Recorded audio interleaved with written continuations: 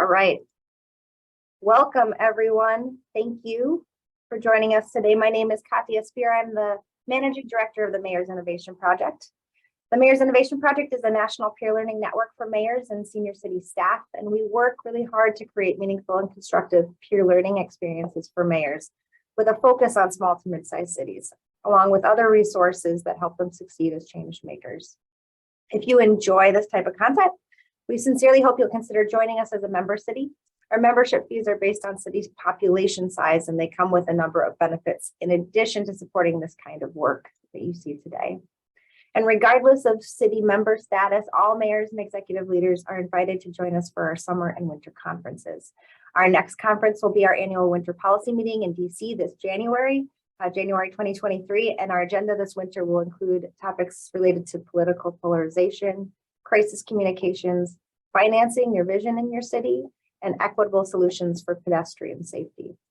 We really hope you can join us. Which brings me to today's event. I'm really thrilled to be hosting this important discussion with you today on the discourse of public work. At the Mayor's Innovation Project, we really know that city leaders are working incredibly hard to manage the day-to-day tasks of running a city while trying to advance critical city policy. This work is challenging, complex, and rapidly changing in the best of times. We've heard from too many mayors that they face internal challenges that make this work even harder. The infighting and backstabbing that can happen between council, the public, mayor, that can spill over into the media or the courtroom. That is why I'm excited to host this conversation today. I first heard about Mayor Spano's work on this topic at our winter meeting earlier this year. And during our innovation showcase, Mayor Spano spoke about a process the city had implemented to focus on relationship building, empathy, and trust amongst policymakers. And he spoke not just about that, but about the ways that it improved not just council meetings, but had co-benefits for public interactions, staff retention, and the cost of public meetings, the things that really impact your day-to-day job. I thought it was interesting, and more importantly, the mayors in attendance really wanted to know more. I have never heard more follow-ups and, hey, did you hear that thing from mayors after the session and in the months afterwards by email and phone. So that brings us to today's discussion. I'm excited today to welcome our three speakers, and I'll introduce them briefly and open the floor to them in the order in which they will speak and in the order in which I will introduce them. We'll hear from each of them before we open up for questions, but feel free to add questions in the chat, and I'll start to queue them up as we go and call in you as we head to discussion afterwards. We will have time for discussion. And note that we're recording these presentations, but we'll end the recording when we get to the Q&A, just to encourage candid and off-the-record discussion. And I will be sharing the presentation slides after the session with you all. So now I will introduce our speakers briefly. Mayor Jake Spano has served as the mayor of St. Louis Park, Minnesota since 2016, having served on the city council since 2012. He is a faculty member teaching executive leadership and graduate studies at Metropolitan State University in St. Paul. Before this, he served as Deputy Secretary of State for the state of Minnesota and was in senior leadership roles for St. Paul Mayor Chris Coleman and U.S. Senator Amy Klobuchar. He is co-founder of Minnesota Mayors Together, a diverse coalition of Minnesota mayors working to break through the urban-rural divide and return the state to shared prosperity. Tom Harmening served the city of St. Louis Park, Minnesota for 26 years, first as its community development director and then as city manager. Tom's areas of expertise revolve around organizational culture and development, leadership, economic development and redevelopment, and building positive relationships. And finally, Kathy Eckles is an associate at Essential Partners, an organization that for 33 years has worked across the globe to give people the means to strengthen relationships, deepen belonging, and renew hope in their communities. Kathy has helped multiple communities establish civil discourse programs that taught dialogue design and facilitation skills to nonprofit, religious, government, and higher ed organizations. Welcome, everyone, and welcome, Mayor Spano and Tom. I'll kick it over to you. All right, thank you, Katya, and thank you to all that are participating and viewing this presentation today. It's a real pleasure for us to be here. A little housekeeping, the mayor and I have 25 minutes to present, which for those of you who know us, that is far, far too short. At 2.5 hours maybe would be better, but we'll do our best to stay within 25 minutes. We have just a few slides. We're going to walk through them fairly quickly. Jake and I are going to tag team. At the end of this presentation and Q&A, we hope that you understand the importance of culture. We're going to talk a lot about culture today and creating or maintaining a high-performing city council, and come away perhaps with some ideas or tools that you can use in your own organization. Obviously, the underlying purpose of all of this is to make sure our citizens have the best local government possible. Next slide, and Jake.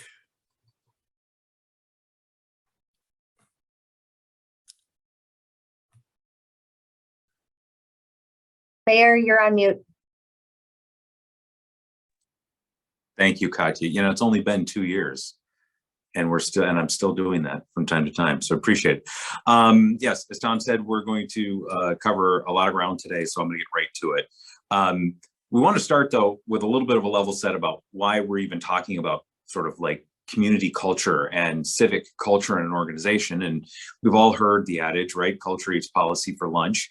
And that's because culture is the singular most important thing that drives your organizational success, right? It is the values and it is the norms and it is the mindset of the people who serve the city in their sort of elected capacities, but also for staff that work at the city. And I would also say, I think Tom and I would say that it also impacts your community's sort of culture and mindset. So why is it important? I think there's a lot of reasons that culture is important, but the three that I sort of think about most frequently is, I think it drives people, right? It drives people both in terms of who might run for council and be on your council, but it also drives the sorts of people who might want to work in your city, right? Tom and I have talked about this before on several occasions that, you know, every time you're sitting down with a future police chief or community and economic development director for a job interview, they are interviewing you as much as you're interviewing them. And if you think that they haven't gone online and watched videos of council meetings and read meeting minutes and called people who maybe have worked in that city to talk to them about the culture, I mean, that's just a given, right? That they're checking into what's that workplace culture going to be like for me, right? So for a lot of us, I think it is a competitive advantage, right? Having a positive and productive community culture and a high-performing team between your council and senior staff in particular makes you an attractive place for staff to come and work, and then hopefully to stay. I think the most important reason that we want to talk about culture, though, is because the people who are on this call, whether you are senior staff members or you are mayors or what have you, you are both the keepers of and reflectors of the culture of your community. And it's your responsibility to take what you've been given, make it just a little bit better as you move it forward. And I think that for us, one of the things we just wanted to remind folks that acknowledging that your community has a culture and that your city council has a culture, and making an affirmative commitment to build on that and improve it is really the first step in all of the work that we're going to talk about. So with that, Tom? And next slide, please. So in front of you is a Venn diagram that Mayor Spano and I prepared that identifies the key ingredients that St. Louis Park has identified over time that has allowed for a healthy culture to grow and sustain itself over the years. Those three areas are governance, self-awareness, and relationships. And as you can see, the sweet spot is culture. So those three ingredients make up the recipe, and culture is the byproduct of that, and a healthy culture at that. It wasn't always this way. I mean, it's taken time, you know, for St. Louis Park to evolve how it's gone about creating a healthy culture. This is what has worked for St. Louis Park. You may not have the same specific ingredients, the same exact ingredients for your community. And that's okay as long as you end up in the same place. That in the Venn diagram, however those three circles are identified, that center sweet spot, that culture is in place, and as I've said before, ensures the best possible outcome for your community. Jake, I'll turn it over to you on governance. Yeah. Next slide, please. Yeah, next slide. Yep. So want to talk a little bit about some of these components. We've touched on culture. I want to talk about governance now. And I want to sort of start with what governance isn't, right? Tom and I were in Oregon at a conference and asked this question I asked sort of, what is governance? And I got there were a lot of hands that sort of said, it's the council manager form of government, or it's the strong mayor form of government. And we said, no, that's your form of government. It's not that. It's not your rules of procedure. It's not Robert's rules of order. It's not those sorts of formal structures. What it really is it's all of the gray areas in between all of those structures. It is clarity. It is language. It is behavior. And so when I think about governance, I think about it in those sort of three areas, right? It's clarity about the roles, and that means what are the roles that we have as elected officials and senior staff. A lot of times we talk in St. Louis Park, we use kind of the sort of visual reference of above the line and below the line, right? We talk about, sort of imagine a piece of paper, draw a horizontal line. Everything that is above that line is the what are we doing and why are we doing it? That's council, that's policy, that's the policy makers, right? Below the line is how you do it, and that's city staff and your city manager. And it's very important to know what your role is relative to the organization. And it doesn't mean that a council member might not go below the line, right, and talk about how we're doing something or have suggestions on ways to make how we're doing something better, or vice versa. But I do think that, number one, being intentional about naming it when you are crossing that line is important, and but also sort of remembering that you don't cross the line and stay there. You might want to cross that line to point something out or to make a suggestion, but you really need to understand your roles between council and staff, but also roles between council members, right?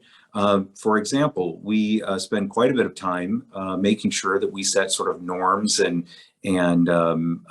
sort of unwritten rules about, or I shouldn't say unwritten, but maybe less formal rules about who's doing what. For example, in my community, generally speaking, if a media request comes into our city, that's usually something that I handle. Understanding that is important so that everybody knows who's doing what when we get those sorts of requests. It helps us to provide greater clarity to our language, right? What is big bowl versus small bowl is sometimes what we will refer to is if somebody's getting in the details that really aren't in the council's purview, we might say, that feels like it's a little small bowl to me. Let's stay in the big bowl. Let's talk about land use. Let's be talking about, variances. Let's not be talking about paint colors and things like that. And then I think the last part that governance really impacts or is informed by and has a relationship to is behavior, the sort of interpersonal behavior that goes on between members of the council. And that's really where our norms work that we will talk a little bit more about later is so critical, because we establish a set of guidelines that fill in those gray spaces about things like focus on policy, not on personal issues, right? Things like assume the best intentions from your colleagues. Listen to be, we want to listen to understand versus listening to respond. Every community will have their own kind of norms, but establishing those and making sure everybody has a common agreement that they will abide by them will resolve a lot of challenges. It won't keep you from getting into tricky spots, but it will make it easier because you'll have a shared language. And I would say as a mayor, it really kind of gives you a good rule book for when you get that call from a city manager or maybe another council member with concerns about something that somebody might be doing. It sort of gives you a little bit of a rule book to go back to. So that's kind of governance as we define it. So, Tom. I'll talk a little bit about relationships. You can go back a slide. There you go. Thank you. I hope we all agree that solid relationships are really important to ensuring you have a healthy organization, a healthy team, a healthy city council. We view there being 4 kind of pillars of healthy relationships. Trust and respect are 2 of those. I view those as kind of the what. And the other 2 pillars are communication and intentionality, which are kind of the how. Good communication and being intentional about working on your relationships leads to trust and respect. In my mind, trust is most important. As you probably all know, trust can take a while to build. It can be gone in a second based on what you might do or what has happened.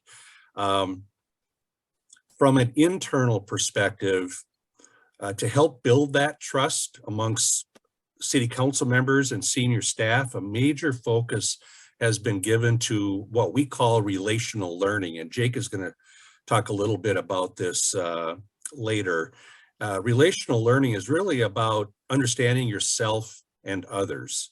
In St. Louis Park, we've used various tools to help with relational learning, things like True Colors. You may have heard of that. The Gregoric is something that we used to start our relational learning some time ago.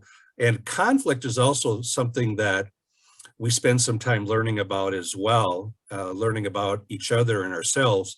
And we've used the Thomas Kilmann conflict mode instrument to identify our conflict styles, our dark sides, how we react when we're under stress, those kinds of things. And we share that information, or that information was shared so that I understand Jake's style and how he might react in a typical situation, and he'll understand how I might react versus us assuming or making some false or getting false impressions about what's really going on. Open and honest communication, obviously critical to that trust. I always appreciated staff being honest with me about, when something didn't go well. You're going to build my trust when you tell me, that just didn't work out very well, versus making excuses or trying to hide it. I think the same thing is true with the city council. They need to be honest with each other and have open communication, healthy communication, and are equipped to do so that that trust can be maintained even during really difficult times, because there will be difficult times. So trust, respect, open communication, and intentionality are some things that we really try to stress. I think Jake's going to talk a little bit about self-awareness. Yep. And I think Tom sort of at the end of his comments talked about that self-awareness and humility. And I think that that's an important place to start, right? Which is to understand that this isn't about you. You are not the office. You are the temporary office holder. And so it's important to remember that this is about your community and what's best for them versus you winning or losing. And that's hard to do. I mean, look, I have an ego. We all have egos. We all want to be right. We all want to win. We all have important things that we want to get done for our community. But I think for us to be effective as community leaders, we have to have a long range view of our relationships and our role. And so I always try to remind myself, like, I'm not the mayor. I am currently the mayor, which is a difference that may feel like it doesn't have a distinction, but it has an important one. But I think it's important because it also builds this piece around self-awareness and allows for, as Tom said, more honest and open and effective communication. And that allows you to build relationships and connect with one another. And I'll just give you a short version of a recent situation that came up in my community. I'll redact the names to protect the innocent, so to speak, but name myself, right? We were having a council meeting here a couple months ago, 2-3 months ago, and one of my colleagues, I felt, was not being respectful, and I called him out publicly. And now I did not yell and scream at him. I simply, sort of said that I felt he wasn't paying close attention and that I wished that he would pay closer attention because I had paid close attention to his remarks. So I tried to be as polite as I could about it, but it was clear if you watched it that I was not happy and that I did that publicly. And I felt as soon as it had happened that was a mistake. I had violated one of our norms, which was to focus on the policy, not on the personal, and I had made it personal. So before we got to the next council meeting, I pulled him aside and I said, I want to apologize to you. I lost my temper last week, and I think I may have embarrassed you. I certainly felt like I had embarrassed myself. And I wanted you to know that I apologize. I shouldn't have done that. I broke one of our norms. I made it personal. And I just wanted you to know that I was going to talk about that tonight at our community, or rather at our city council meeting, when a televised meeting during communications. I'm going to bring this up and apologize. And he was very gracious, and he said, I appreciate that. I was sort of scratching my head. I wasn't sure what that was all about. Can you tell me more about, like, why were you so upset? And I explained that I thought that he had violated one of our norms. And we had a great conversation. Fast forward to the end of the meeting, and I just said, for those of you who may have watched our council meeting last week, you saw that I lost my temper with my colleague and pointed him out. And I said, I apologized to him privately, and I'm apologizing to him here publicly, but also to my colleagues, because one of my roles as mayors is to model our best behavior, and I did not do that last week. And I need to be better. But more than anything, I want to apologize to our residents, because you deserve better from the people who serve you than what I gave you last week. And my colleague actually said, I thank you, appreciate the mayor's comments, but, a little bit in his defense, like, I also had, maybe wasn't paying as close attention as I should have. And it's a good lesson for all of us, right? And so it probably feels a little bit like a kind of, trust folly, kumbaya moment. And it was a little bit, and that's okay. Frankly, after the last 2 years, I think, 3 years, our communities are looking for more of those moments from their colleagues. And it wasn't about kind of hugging it out as much as it was about holding ourselves accountable to our agreements, right? To our norms that we spend time and are very intentional about working on. And so I'm proud of the fact that I had a moment where I could sort of step back and call myself out. It's easy to call others out. It's harder to call yourself out. And I really appreciated the fact that my colleague was able to listen earnestly and reflect on what his part of that interaction had been, and then to name it for himself. So I think that self-awareness is really, really important to relationship building and protecting kind of the investment that your community has made in a high-performing team, which brings us to the last piece, right, which is about an investment. So you can advance the slide if you care to. So we've talked about all these pieces, right? We've talked about culture. We've talked about relationships. We've talked about self-awareness. All of these things. Those are all ingredients or Legos, right? And Legos with no instruction manual is just a pile of stuff that you step on in the middle of the night and causes you excruciating pain when you're walking through your living room. But when you have a method by which you can take those ingredients and bring them together with your team, that's really something that's special. And that's the thing that we wanted to really sort of share with you all, which is begin sort of with a question, which people don't have to obviously answer it out loud, but just think to yourself, how many of you invest money and time in professional development for your staff, right? Like I do. Our city does, I should say, but not as nearly as many cities invest time and money in the council's professional development in making them an effective and high-performing team, especially as it relates to their senior leadership. And it's been our experience, which Tom and I did not, we didn't invent this notion of doing sort of relational retreat work on an annual basis, but we absolutely are the benefactors and have been the benefactors of it. And so we just wanted to really make clear that taking time out of your year, every single year, to go on a retreat, and this is not what some people sometimes call a strategic retreat. Those tend to be more focused on some specific policy areas that you're going to work on in that year. This is a relational retreat. And it does not prevent you from having challenges in the future. But what it does do is it provides an opportunity for your team to get together and talk about what works, what doesn't work, what are those norms, what are those rules, what are the agreements that we're all going to live by as we do our work. So it's not about what you're going to work on, it's about how you're going to do your work. And very briefly, I will just say there's lots of ways to structure this, but for St. Louis Park, it's evolved over time. But most recently, the way we sort of do it is usually 4 months or so out, 3-4 months out from our retreat date, which we have at just after the beginning of the year.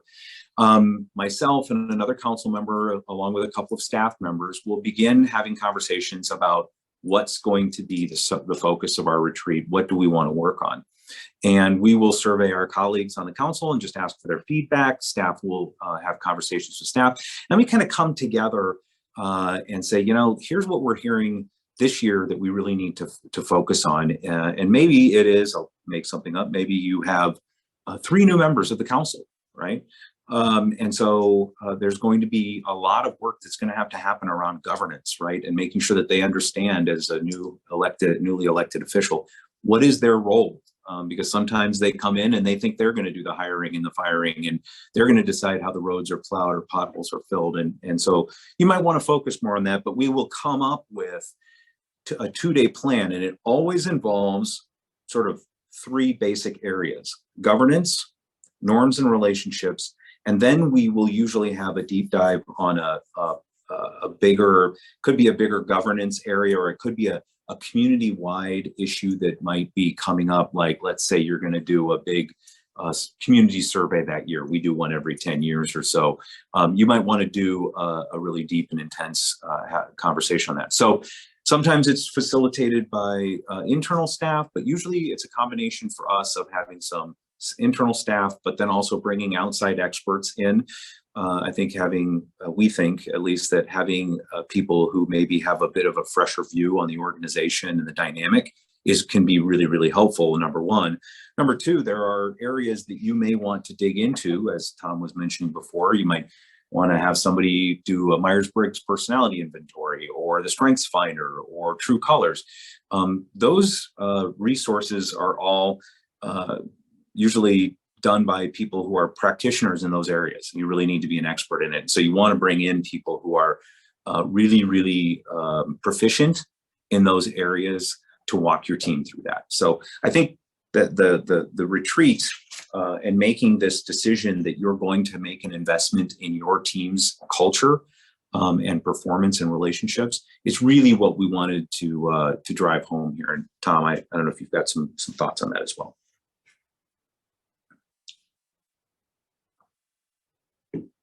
I think you nailed it, Mayor. Stuff the landing, as they say. All right, you can advance to the next slide. That's it from us, Tom. As I said, unless there's anything that I left out you wanted to emphasize, we wanted to try and move through this fairly quickly so we can have a conversation about it and, of course, answer questions. The only thing I might add, Mayor, is just to emphasize why doing this type of work is important. It may seem touchy-feely to some, you know, let's talk about business, let's not spend time on this. But in the end, the reason you're serving as a city council member or as a city manager or senior staff person is to serve the community. And if you're not hitting on all cylinders as a council and staff, you're doing your community an injustice. You're wasting their money. Your dysfunction, if you are dysfunctional, has a direct impact on the community, its reputation, who wants to work for it, and who might want to run for office. So this is really important work that I've seen bear fruit during my many years in St. Louis Park. So thank you.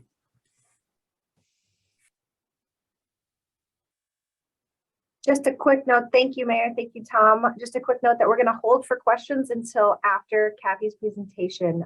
So feel free to add them to the chat so that we can queue them up, or just I am noting if you raise your hand or express interest, and I'll start with you when we're ready. And with that, I'm going to kick it over to Kathy and change the pins here while you get your presentation loaded up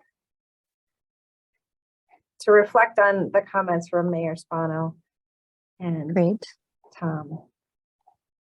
great. Can you see that? Not yet. Oops. Hold on.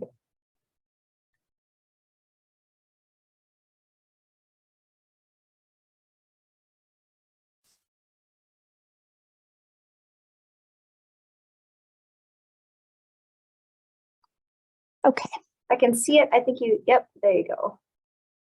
good. Great. Got it? Great. So thank you so much for the chance to be with all of you.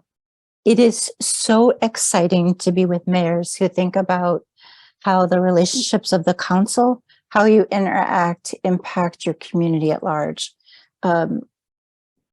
Watching you in all that you, in how you do what you do, I think is like the model and inspiration to your community about how they can interact with each other to actually live and work better together. This is the work of Essential Partners is really about helping communities have the tools to have those conversations, both in councils, in small organizations, in communities. We work with civic organizations, institutions, higher ed, city governments, and have us to help communities establish a lot of civil discourse programs that really help the community at large, as well as the leaders, have the kind of conversations that really engage people from a place that is open-hearted and open-minded versus defensive. So my time here is, I'm going to talk a little bit about a lot about how and what kind of work has been done, and give you some tools in terms of that you could use either internally with your staffs or also in your communities at large. Okay. So we use a process called reflective structured dialogue. That's what RSD stands for. It's a framework actually that helps people actually speak in a way that they can really connect to personal experience, ask questions from a really curious place, not be reactive, and really start to shape a space where people can listen, inquire, and really reflect on what's being said. We worked with communities kind of across the globe as well as across America. This happens to be folks in Howard County, Maryland, who really wanted to work on issues around faith and around race. They started with some leaders wanted to get together. 5 of them worked for a very long time thinking about how do we actually include the community. Ultimately, they've had more than 500 people engage in conversations that really help them embrace diversity versus separate from each other. This is an example of some work we had done in Ohio and Oberlin. I see one of you is here from Lorraine, and where the city council had actually been working on, shall we renovate or shall we rebuild a school? And the city had gone on for about 7 years, not really deciding about it. And some of the community came together. They had worked with us on a sort of long program around how to engage people in the conversation. And ultimately then the city council and the community were able to have a deep heart-to-heart conversation about what do people really want, and what and how should they proceed? How is all of it affecting people in terms of their capacity to learn and work together? Ultimately, they build a new school. It's another example of, you see this art piece in the center here where the community, somebody said, we want to place this piece of art in a particular place. It caused a lot of uproar, social media, lots of vitriol. Probably you've had some experience of that somewhere in your communities. And the work that we did in this one was about helping people look not at how to have a yes, no, what should we do, but to actually start to think about how to reframe what the concern is so that people can engage from it from multiple perspectives. And so that the problem is not about should we, but it's actually about where do we have structure and the support to do it. Ultimately, this project turned into engaging the city and art and cultural leaders, the community at large, and looking at what kind of structure needed to happen inside of the city, what kind of resources, and then actually inviting the community at large to fill in what it is that they were actually hoping would be a part of this policy. And so if I come back to what Jake and Tom have talked about in terms of the importance of relationships, we would say this is central. It's the very thing that holds everything together. We look at how can we create a structure or shape that will support a conversation where people share their life experience that helps inform their perspective. So there's space for all kinds of perspectives.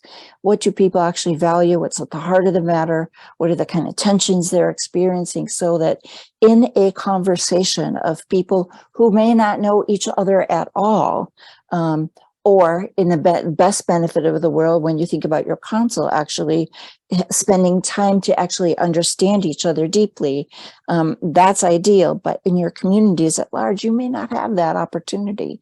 But when you shape a place for people to speak deeply from the heart and clearly with a strong purpose, that you help people build relationships that then helps folks start to learn together and align their perspectives so they can actually accomplish what they truly intend. But this relationship part is essential to an ongoing community that thrives. So we think about, when you talk about everything that Jake and Tom have talked about here in terms of really getting to know each other, which is ideal. When you think about your community at large, you have all sorts of people coming into conversations with you that have different values and motivations, traditions, history, styles, and basically they don't necessarily know each other. And there is a tendency, we are hardwired in this world to survive, to actually think the world is a dangerous place and I need to fight, flight, or freeze. And so we think at Essential Partners about how can we shape how can we do something that actually makes a place for people that instead of closing down in this place of threat, how can we open it up? When we fall into that sort of smaller perspective of I'm going to call it the vicious cycle, where it's the same old conversation, the same old taking up space, not listening, the trying to prove your point. Nothing happens that's good. A community starts to fall into what we call this attack, defend, trigger, vigilance, and it goes around and around. And when we look in cities overall, we see that place where if people feel like there is not necessarily a place for them to be heard and in their different perspectives and their different values and their different identities valued, and that there's a place for them, then you start to see these separations and polarizations, which lead people back to what we would call sort of behavior that looks a lot like threat and not so much access to what their honestly it's good sense of humor and their wisdom is. So we're looking about how do we actually do that? And so some of the ways that we see that people can break that cycle, both either in your council or in your community, is we're saying this, how can we actually pause, use a framework or some tools to pause, slow down, suspend judgment, like let ourselves actually have shared discomfort where we can just sit with our unease, notice, be able to be observant, as Jake was really so observant before in terms of naming something and talking about it with somebody, to be curious, to ask, to listen, to invite. And I'm hurrying because they gave me 7 minutes while they had 25.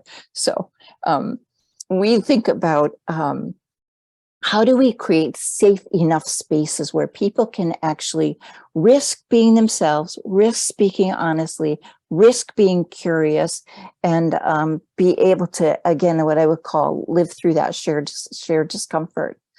And so we work with communities to help them learn how to both facilitate dialogue, to learn what dialogue is and how to facilitate it, how to design it and facilitate it. And so it's a process that's going to reduce that inclination to, act in a way that looks like fight, flight, freeze, and actually instead create a space where people actually can ask questions. So the structure that we work with really is welcome. Kind of why are we here? What's the purpose of our time together? Jake talked about communication agreements, or you call them a kind of a shared language. We would use those too in terms of proposing and letting the group themselves actually decide what they want those to be. So that's their commitment to each other. We invite people to introduce themselves, not from what their pedigree is, but rather from what they care about, what values to them. And then we seed situations in conversations in a way that we invite people to share deeply on a topic in a very short focused space, and then open it up for people to ask questions and then sort of notice what they discover. This structure actually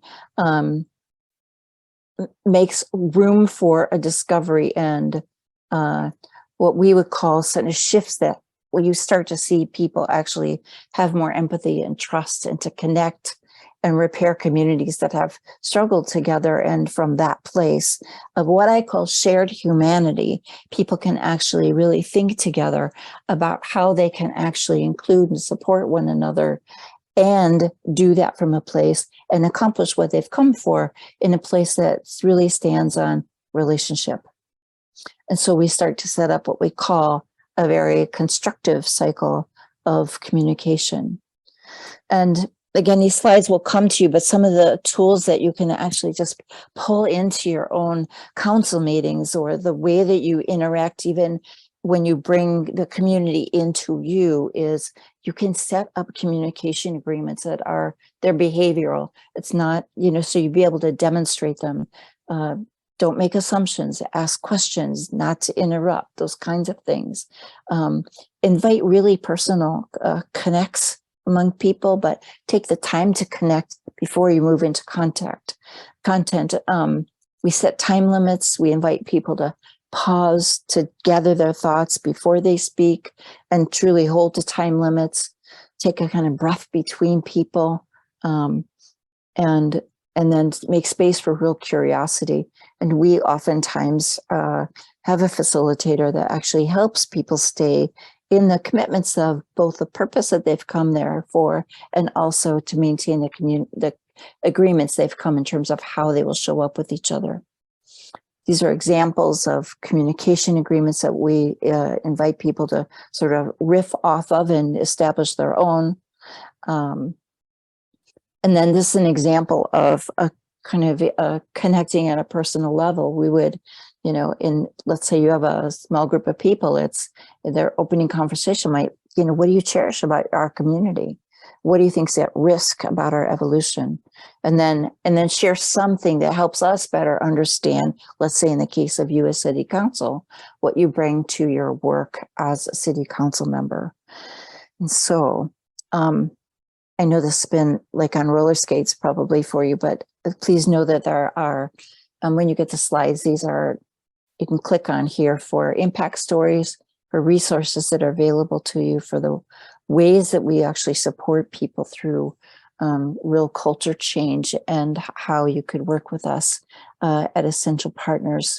We're in the midst of, many of my colleagues actually are in the midst of this, but right now we've just started a new project in Sandwich, Massachusetts.